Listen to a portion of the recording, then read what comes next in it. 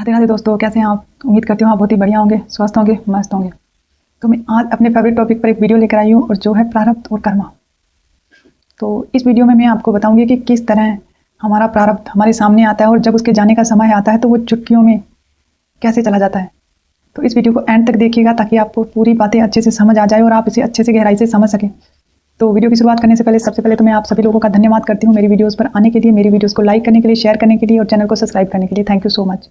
तो चलिए वीडियो की शुरुआत करते हैं और मैं आपको बताती हूँ कि कई बार हम देखते हैं अपने आस पड़ोस रिश्तेदारी में कुछ भी कहीं भी हमें देखने को मिलता है कि कोई बार ऐसा इंसान होता है जो बहुत अधिक बीमार होता है।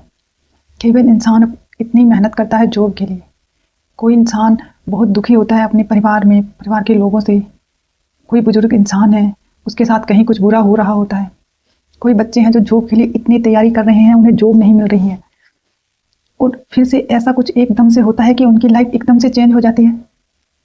कई बार ऐसा होता है कि इंसान जब बहुत अधिक तंग होता है ना तो वो कहीं किन्हीं बाबाओं के पास जाता है, वो कहीं किसी कुंडली दिखाने के वाले के पास जाता है और वो उन्हें कोई उपाय बताता है और वो उपाय जब वो करता है तो उसे छट से उसे फ़ायदा मिल जाता है और फिर वो सबको बताता है कि मैं वहाँ गया था, वहाँ वो बहुत ही पहुँचे हुए बाबा हैं, वो कुंडली बहुत अच्छी देखते हैं और मुझे वहाँ से फ़ायदा मिला। कोई मरीज़ होता है जो 1000 जगह दवाइयाँ लेकर बिल्कुल निराश हो जाता है और वो किसी के कहने पर कहीं एक छोटे से डॉक्टर के पास जाता है, उसकी बीमारी का इलाज जड़ से उसे वो बीमारी उसकी खत्म हो जाती है। ये सब जो कुछ भी हो रहा है ना तो ये हमारा है प्रारब्ध। जितना हमें प्रारब्ध के अनुसार भोगना लिखा हुआ है ना तब तक हम भोगेंगे, तब तक हम धक्के खाते रहेंगे, जहाँ जाते रहेंगे हम कितना भी कुछ करते रहेंगे। जब हमारा वो प्रारब्ध खत्म होगा, हमारा पुण्यक्रम जागृत होगा तो एक छोटी सी ही कोई भी बीमार है अगर इंसान, मैं आपको एक स्टोरी के माध्यम से बताती हूँ। जब मैं 12th क्लास में थी ना तो मेरे साथ एक मेरी फ्रेंड थी, तो उसकी क्या दिक्कत थी कि उसके पेट में अल्सर थे। तो वो काफ़ी बार बताती थी कि वो दिल्ली से दवाई लाती थी, उसके बाद उसने 1.5 साल तक जयपुर से दवाई ली। तो वो करती क्या थी बेचारी, वो 2 बहनें थी तो वो क्या जयपुर शाम की बस पर बैठती, अकेली जयपुर जाती, वहाँ उसके कोई रिलेशन वाले थे वहाँ रुकती। और होता क्या था कि जब वो पेट में अल्सर की वजह से क्या था कि वो पानी पीती तो उसे उल्टी आ जाती, खाना खाती तो वो उसका नहीं पच पाता, अल्सर की वजह से उसे खाना खाने में दिक्कत, पानी पीने में दिक्कत, और हम उसे देख रहे थे। तो उसके बाद एक बार उसके साथ क्या हुआ कि उसे किसी जानकार ने बताया कि उसी के पास मार्केट में ना एक डॉक्टर है, क्योंकि वो मेरे ही गांव के पास की थी। तो वो जब हम पढ़ने के लिए, स्टडी के लिए गंगानगर जाया करते थे तो वहाँ गंगानगर में एक शोभा नाम का डॉक्टर था। मुझे आज भी उस डॉक्टर का नाम याद है कि उस समय हम साथ में गए थे उसके।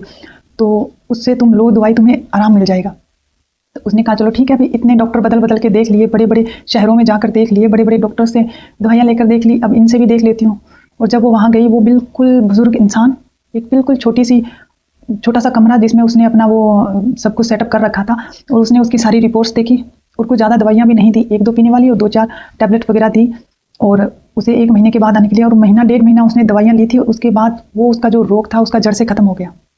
मतलब कि वो जो उसका प्रारब्ध जो उसके बचपन से उसके साथ चल रहा था, जितने जगह उसे भटकना था उस प्रारब्ध की वजह से वो भटक ली। और जब उसका प्रारब्ध फल देकर शांत हुआ और उसका नया कर्म जागृत हुआ, उसे कोई उसके लाइफ में वो माध्यम बन के आया जिसने उसे उस डॉक्टर के बारे में जानकारी दी और वो उस डॉक्टर से मिली और सिर्फ 1-1.5 महीने में ही उसका इलाज हो गया। क्यों हो गया? क्योंकि उसका प्रारब्ध वहीं तक था भोगने का। इसी तरह सबके साथ होता है। इंसान बहुत मेहनत करता है, बहुत भागा दौड़ी करता है, लेकिन जिस समय उसके उस दुख का समय खत्म होता है ना, उसकी लाइफ में मैजिक होता है। और कोई इंसान, कोई भी, चाहे वो कुंडली वाला हो, कोई भी उसकी लाइफ में एक मैजिकल इंसान बनकर आता है, उसकी लाइफ से झट से उसकी लाइफ चेंज हो जाती है। तो इसी तरह प्रारब्ध हमारे साथ होता है हर तरह से। अगर आज हम कुछ दुख भोग रहे हैं ना तो वो हमारे प्रारब्ध है। आप बेचैन मत होइए, दुखी मत होइए, क्योंकि हर दुख हमें कुछ ना कुछ सिखा कर जाता है। और जब ये दुख, इस प्रारब्ध का समय खत्म होगा ना, खुद ब खुद हमें उस दुख से मुक्ति मिल जाएगी। तो इसकी ज़्यादा चिंता मत कीजिए कि मेरे साथ ये हो रहा है, वो हो रहा है। हर दुख हमें कुछ सिखाने के लिए आ रहा है और उसका समय खत्म होते ही वो खुद ब खुद चला जाएगा। तो मैं आपसे बस इतना ही कहूँगी, दुख चिंता सब छोड़ दीजिए। जो होना होगा ना वो उसी समय होगा। ना हमारी चिंता करने से कुछ बदलने वाला है, ना दुखी रहने से।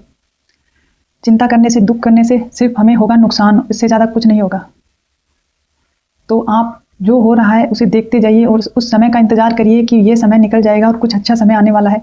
बस वो समय सही टाइम पर आते ही आएगा और ऐसे मैजिकल रूप से आएगा कि आपकी लाइफ को एकदम से चेंज कर देगा। आपने एक दोहा सुना होगा, चिंता से चतुराई घटे, दुख से घटे शरीर। तो अगर आप चिंता करेंगे ना तो उससे कुछ नहीं होगा। जो आपकी चतुराई है, जो आपका माइंड जितना आपका काम करता है, जब आप चिंता करेंगे ना तो आपका माइंड काम करना बंद कर देगा। क्यों? क्योंकि आप जब चिंता करेंगे तो आप अपने माइंड को क्या दे रहे हैं? आप बार बार सोच रहे हैं ये नहीं हुआ तो क्या होगा, ये नहीं हुआ तो क्या होगा, वो हो जाएगा तो क्या हो जाएगा, ऐसा हो जाएगा वैसा हो जाएगा। तो आप अपने माइंड को ऐसा ही काम दे रहे हैं, तो माइंड तो उसी चीज़ पे काम करेगा। तो चिंता से चतुराई घटे, दुख से घटे शरीर।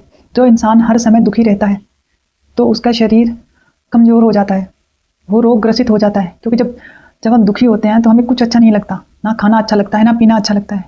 और धीरे धीरे धीरे हमें उस समय तो पता नहीं चलता जब हमारा शरीर मजबूत होता है, लेकिन इन चीज़ों का एहसास हमें तब जाकर होता है जब हम कमज़ोर हो जाते हैं, जब हमें कोई रोग घेर लेता है। तो मस्त रहा कीजिए, स्वस्थ रहिए, मस्त रहिए। जो हो रहा है सब हमारे पुराने पिछले किए हुए कर्मों के अकॉर्डिंग हो रहा है। और एक बात को हमेशा याद रखिएगा, अगर आप इस वीडियो पर आए हैं ना तो आपके कोई पुण्य कर्म जागृत हुए हैं, तभी आप ऐसी बातें सुन रहे हैं। नहीं तो ऐसी बातें सुनना हर किसी के किस्मत में नहीं होता। भगवान आपको बदलना चाहता है, आपके कोई पुण्य कर्म जागृत हुए हैं जिसके माध्यम से आपको ये ऐसी वीडियो अच्छी लग रही है, आप सुन रहे हैं। तो बस चिंता छोड़िए, सब कुछ बहुत अच्छा होने वाला है, आपकी लाइफ मैजिकल रूप से बदलने वाली है। बस भगवान पे विश्वास रहिए, अपने कर्म को अच्छा बनाइए। लाइफ कब क्या मोड़ ले लेगी किसी को कुछ नहीं पता। आपकी लाइफ में खुशियाँ आने वाली है। थैंक यू सो मच मेरी वीडियो में यहाँ तक बने रहने के लिए।